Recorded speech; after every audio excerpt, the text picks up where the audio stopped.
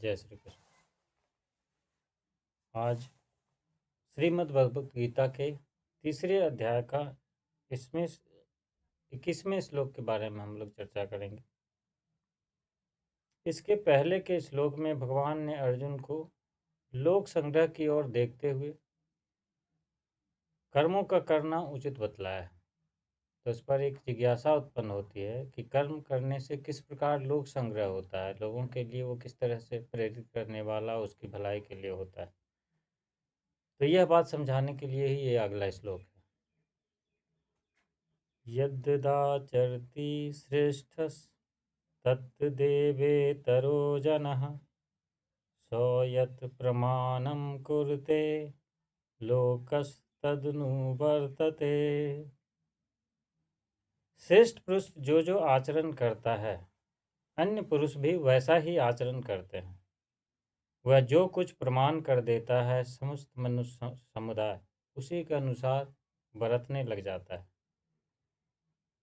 श्रेष्ठ पुरुष संसार में जो अपने गुणों के कारण, आचरण के कारण जो मनुष्य धर्मात्मा विख्यात हो गया, जगत के अधिकांश लोग जिस पे श्रद्धा और विश्वास करने लगे, ऐसे पुरुषों को यहाँ उन्होंने श्रेष्ठ पुरुष के रूप में संबोधन किया है।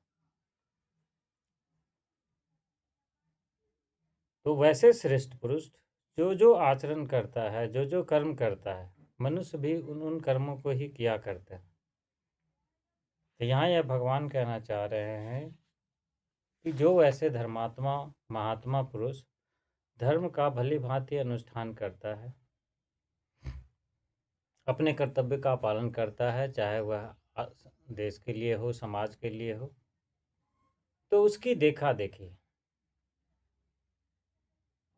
अपने अपने वर्ण आश्रम के धर्म का पालन करने में लोग भी श्रद्धापूर्वक जुड़ लग जाते हैं। जिससे क्या होता है, इससे सृष्टि की व्यवस्था सुचारू रूप से चलती है, उसमें किसी प्रकार की बाधा नहीं आती। लेकिन अगर वही महापुरुष इस तरह के कर्मों का त्याग कर दे, तो उनका देखा देखी लोगों पर भी प्रभाव पड़ सकता है। लोग भी कहेंगे कि जब वो नहीं कर रहे हैं तो हमें करने की क्या ज़रूरत है। यदि कर्मों में कुछ सार है तो उतने महान ज्ञानी हैं, धर्मात्मा हैं, परोपकारी संत हैं, दयालु हैं, तो उन्होंने क्यों छोड़ दिया है। तो ऐसा समझ के अगर आम जन भी उनकी देखा देखी अपने वर्ण आश्रम के विहित जो नियम हैं, कर्म हैं, उसका त्याग कर दें। यहाँ धर्म, कई बार धर्म शब्द का प्रयोग भी कर्तव्य कर्म के रूप में आता है। तो अगर वो अपने कर्तव्य कर्मों का त्याग करने लगें, तो ऐसा होने से संसार में गड़बड़ मचेगी और सारी व्यवस्था टूट जाएगी। अतः महात्मा लोगों को भी चाहिए कि वो लोक संग्रह को ध्यान में रखते हुए देश, काल, परिस्थिति, वर्ण, आश्रम, यानी जिस संप्रदाय से वो है, उसके अनुसार यथायोग समस्त कर्मों का अनुष्ठान उसको करते ही रहना चाहिए। कर्म की अवहेलना या त्याग नहीं करना चाहिए। दूसरा लाइन है कि वह जो कुछ प्रमाण कर देता है, मनुष्य उसी के अनुसार बरतने लग जाता है। यानी इस लाइन के द्वारा भगवान ये कहने का प्रयास कर रहे हैं कि आप समाज में भी आप देखते हैं, किसी मनुष्य ने कुछ ऐसा किया है समाज के लिए, देश के लिए, उसको देख के कई लोग प्रेरित भी होते हैं। और अगर उनका कर्म इतना हो कि सामने वाले के अंतःकरण में यह विश्वास पैदा कर दे कि ये कार्य इस तरीके से ही होना चाहिए, ये काम नहीं करना चाहिए, तो इस तरह की जो प्रेरणा देने वाले लोग हो जाते हैं। और अगर किसी मनुष्य के ऊपर उसकी प्रेरणा पड़ने लगे, तो उनसे जुड़े लोग उस तरह के कर्म को वैसे ही करने की चेष्टा करने लगते हैं।